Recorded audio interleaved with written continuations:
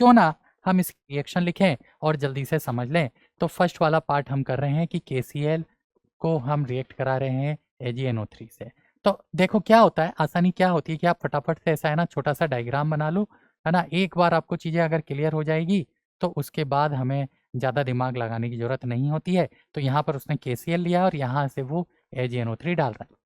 It means what, initially हमारे पास कौन कौन से आयन है, K+ एंड Cl- आयन है सॉल्यूशन के अंदर।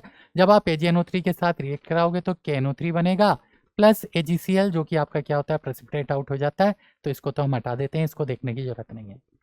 पहले हमारे पास K+ आयन था एंड Cl- आयन था, है ना। रिएक्शन होने के बाद K+ एंड NO3- आयन बचा। तो K+ से एक तरह से K+ आयन हमारा क्या हो रहा है, कैंसिल आउट 100%। हम इसको क्या मान के चल रहे हैं, आयोनाइज फॉर्म मान के चल रहे हैं, स्ट्रॉन्ग इलेक्ट्रोलाइट मान के चल रहे हैं। तो अल्टीमेटली हो क्या रहा है, पहले Cl- आयन है और बाद में NO3- आयन है।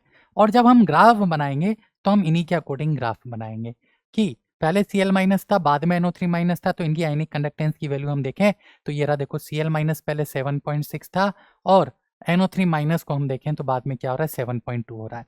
तो Cl- आयन बेटा यहाँ पे रिप्लेस हो रहा है किससे, किससे रिप्लेस हो रहा है, NO3- आयन से। तो कंडक्टेंस पहले 7.6 थी, जो कि किस पे जाके जा रही है, 7.2 पे जा रही है। मतलब पहले कंडक्टेंस डिक्रीज हो रही है, यानी पहले क्या होगा, डिक्रीमेंट होगा।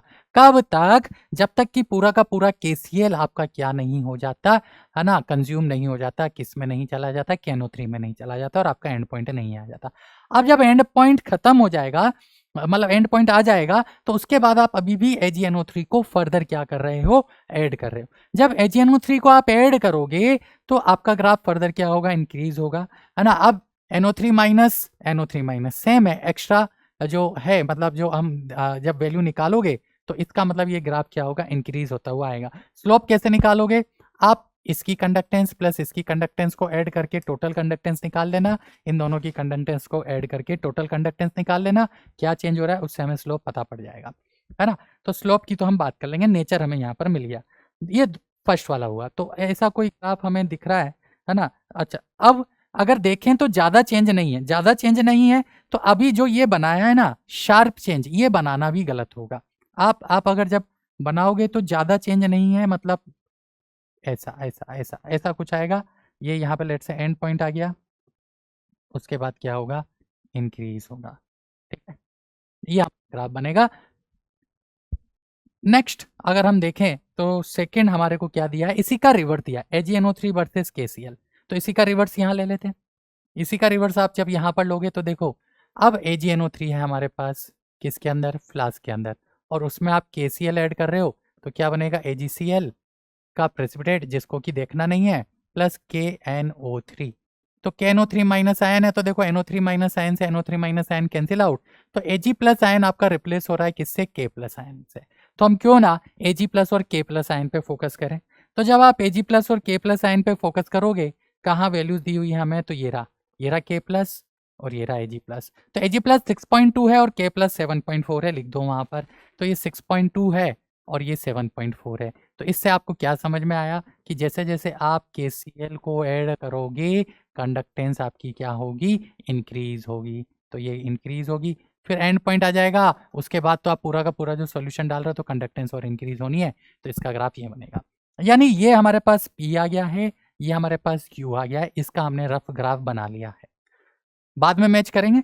तो इसके बाद हमें क्वेश्चन में और क्या दिया हुआ है देख लेते हैं। NaOH और HCl, ये आप सभी जानते हो कि जो H+ आयन होता है ना, इसका कंडक्टेंस एक्सेप्शनली सबसे ज़्यादा होता है मंकी जंपिंग या ग्रोथस मूवमेंट के कारण, ग्रोथस मैकेनिज्म के कारण। तो फिर OH- आयन आता है और फिर उसके बाद बाकी के आयंस की क्या होती है, कंडक्टेंस निकल के आती है।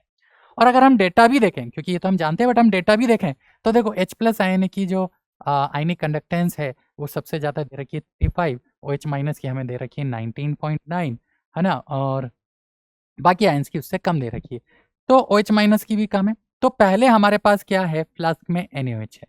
तो NaOH को जब आप HCl के साथ रिएक्ट करा रहे हो तो हो क्या रहा है, NaCl बन रहा है, प्लस वाटर बनेगा।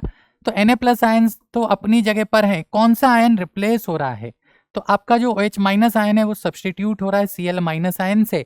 तो इसमें भी क्या होगा, इसमें भी पहले डिक्रीमेंट होगा। अब जब डिक्रीमेंट होगा तो उसके बाद आप जब HCl डालोगे तो HCl में H प्लस आयन की जो कंडक्टेंस है, आयनिक कंडक्टेंस है, उसकी वैल्यू बहुत ज़्यादा है किससे, OH माइनस के कंपेरिजन में। तो इसमें जो चेंज आएगा वो शार्प चेंज आएगा। तो इसका ग्राफ कुछ इस तरह का निकल के आएगा। ये हमने यहीं पे बना लिया। तो ऐसा ऐसा हमें क्लियरली दिख रहा है, ये ग्राफ तो हमें बहुत ही क्लियरली दिख रहा है कि ये तो 2 होगा। दिख रहा है कि नहीं दिख रहा है? देखो सिमिलर ग्राफ है। स्लोप जब डिक्रीज होगा तो कम होगा, जब इंक्रीज होगा तो शार्प होगा, क्योंकि H प्लस आयन की आयनिक कंडक्टेंस बहुत ज़्यादा है। सिमिलरली जब हम इसकी बात करें तो NaOH में जब आप एसिटिक एसिड डालोगे तो आपका कंपाउंड बन रहा है CH3COO माइनस Na+। तो हमारा Na+ से Na+ आयन क्या हो गया बेटा, कैंसिल आउट हो रहा है। आप कराओ रिएक्शन, NaOH में आप क्या डाल रहे हो, CH3COOH डाल रहे हो। तो जो हमारे पास फ्लास्क में है, जो हमारे पास किस में है, फ्लास्क में है, वो ही तो एक्चुअली में क्या हो रहा है, कंज्यूम हो रहा है। तो फ्लास्क में तो NaOH है, क्योंकि जो टाइट्रेट होता है वो फ्लास्क में होता है। अब इसमें हमने क्या ऐड किया, CH3COOH ऐड किया। तो पहले NaOH था फ्लास्क में, अब CH3COONA आ गया, यानी अल्टीमेटली कौन सा आयन रिप्लेस हुआ, OH माइनस आयन रिप्लेस हुआ किससे, CH3COO माइनस आयन से। तो आपको पता है कि जो OH माइनस है उसकी कंडक्टेंस, आयनिक कंडक्टेंस ज़्यादा है, CH3COO माइनस की कम है, तो पहले तो डिक्रीज होगा। अब डिक्रीज होने के बाद जब एंड पॉइंट आ जाएगा तो एंड पॉइंट पे NaOH पूरा न्यूट्रलाइज हो गया, पूरा का पूरा खत्म हो गया। अब आप एक्स्ट्रा क्या ऐड कर रहे हो, एसिटिक एसिड ऐड कर रहे हो।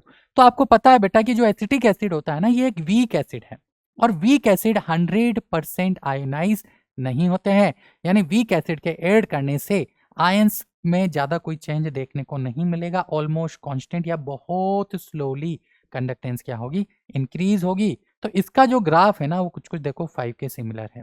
तो ये तो हमें बहुत क्लियरली दिख गए दो, और दो हमने बनाए हैं तो क्यों ना उनको भी हम मैच कर लेते हैं।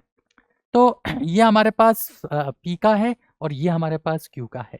तो ऐसा कोई ग्राफ पी का, तो पी का देखो ये थर्ड वाला हो रहा है, ये पी के लिए आ गया, और क्यू का ये फोर्थ वाला हो रहा है, तो ये आ गया। यानी जो बचा हमारे पास ग्राफ वो बचा है फर्स्ट वाला, फर्स्ट वाला हमें जरूरत करने नहीं मिली। तो इसका आंसर क्या होगा, इसका आंसर बहुत ही सिंपल है, पी का बेटा क्या हो जाएगा, पी का हो जाएगा 3, क्यू का क्या हो जाएगा, क्यू का हो जाएगा 4, फिर आर का क्या हो जाएगा, आर का हो जाएगा 2, और एस का क्या हो जाएगा, एस का हो जाएगा 5। तो ये हमारा करेक्ट आंसर आता है P3 Q4 R2 S5। अब बहुत सारे बच्चों को कंडक्टेंस के कंसेप्ट में ही दिक्कत होती है,